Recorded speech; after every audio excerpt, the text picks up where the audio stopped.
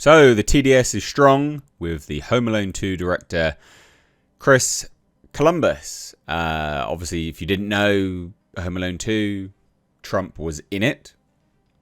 This was back in an era that some young people might not be familiar with, but Trump was a bit of a pop culture figure almost. He would semi-regularly appear in things as like a nod and a wink and a, I don't know, like people. He was in stuff. People liked it. You know, he wasn't this figure that people, I don't know, push all their ire onto these days. You know, he was a pop culture figure. And so he appeared in Home Alone 2. People liked it, right? Even in the test screening, which is revealed by the director here, people cheered. People loved it. Because again, it was that era where he wasn't a partisan political figure. Politics was nowhere near as tribal as it is now. Politics, if you don't know, it's taken a massive turn. Society in general is incredibly partisan. It's incredibly tribal. And it wasn't always that way. There was, of course, elements that were, but it wasn't always that way. And there was an era where it wasn't so bad. Now everything's political. Everyone hates everyone that doesn't share the same stuff. It's just nonsense. So basically, TDS, right? Home Alone 2 director Chris Columbus says Trump cameo is a curse he wishes he could cut. He even goes so far, and we'll look at it in a minute, but he even goes so far as to say that if he did cut it, he'd probably get deported to Italy, which is nonsense. You know, you're conflating illegal immigrants who have absolutely no right to sponge off the US taxpayer. They just don't. They have no right to be there with someone who is a legal citizen. I mean, you conflating the two is just pathetic. You know, you demoralise your own argument there. You delegitimise your own argument. So we're going to take a look at this. Please do hit subscribe if you're new here or indeed a returning viewer that's not yet subscribed.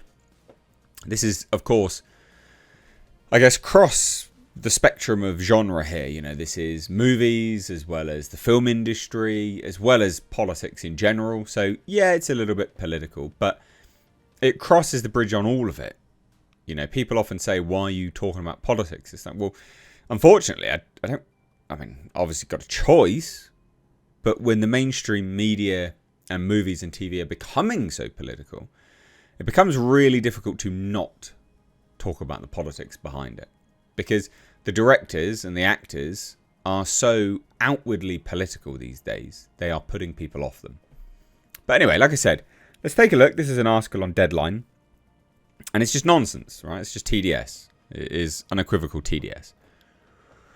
So Chris Columbus has said he has a Donald Trump-shaped albatross around his neck. Mate, these people allow Donald Trump to live rent-free in their head. You are doing this to yourself. You're doing it to yourself. It's sad and it's pathetic. So the American director admitted that his decision to include the US president in Home Alone 2, Lost in New York, is akin to a curse on the much-loved franchise. It's not though, people like it. People like the cameo. Again, remember, this was a time where he was a pop culture figure. People like it. I don't see what the issue is. In an interview with the San Francisco Chronicle, Columbus said he would like to cut the 7-second cameo from the 92 movie, but worries he will be deported by the Trump administration. You sad, pathetic boy. It's become this curse. It's become this thing that I wish it was not there. It's become an albatross for me. I just wish it was gone, he says.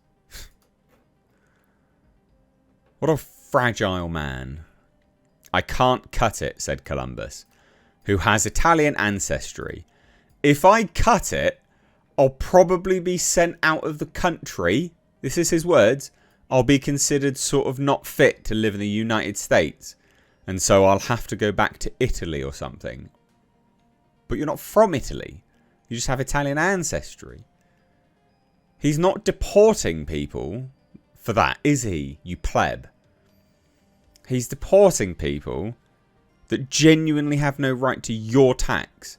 Why are you so willing to fund the third world? It won't change anything, right? All that will happen is the degradation of your society, the decline of your society and your culture. Your civilization will go downhill because you're importing and paying funding for the third world. It won't make a dent in the third world. They won't care. It won't make a difference to them. Okay? That's just the state of things. It will not make a dent on how utterly abysmal the locations are that these people come from. All it will do when you flood your country with these individuals is destroy your country. So conflating that with apparently deporting you because you cut him out of a movie, I mean, it's not going to happen, you pleb. It's just not going to happen. So it's not the first time Columbus has lamented Trump's cameo. He told Business Insider in 2023 that Trump allowed him to film in the Plaza Hotel in exchange for an appearance in the movie. The scene made the final cut, with Macaulay Culkin's Kevin McAllister asking Trump for direction to the lobby. Down the hall and to the left, Trump responds. When we screened it for the first time, the oddest thing happened. It's not odd. He was an icon at the time. He was a pop culture figure at the time. People cheered when Trump showed up on screen. So I said to my editor, leave him in the movie. It's a moment for the audience. And now you want to take that away because you're a pleb. Because you're a fragile, feminine, bitch, basically. He added that Trump did bully his way into the movie. A suggestion that the president bristled at in a 2023 interview. Trump said he was begged to appear in the film. That cameo helped make the movie a success. But if they felt bullied or didn't want me, why did they put me in? And keep me in for over 30 years. Columbus told the San Francisco Chronicle, he said I begged him to be in the movie, but there's no world I would ever beg a non-actor to be in a movie. But we were desperate to get the Plaza Hotel. So you did beg to use Plaza Hotel, and he said, well, then you got to put me in then. And so he begged for that. Like, what? Mate, you sound like shit. Like an idiot. Absolute idiot. It annoys me that Deadline doesn't make a note of how popular Trump was as a figure in pop culture at that time. Because he was. You can hate on him now as much as you like, but he was at that time. So this is all dumb. This is TDS from Hollywood. Like, keep crying, but no one's buying your movies now. If Chris Columbus made something today, it would probably be crap. Because of this TDS, this attitude. So I'd love to hear your thoughts. Drop it down below. Take care. Bye-bye now.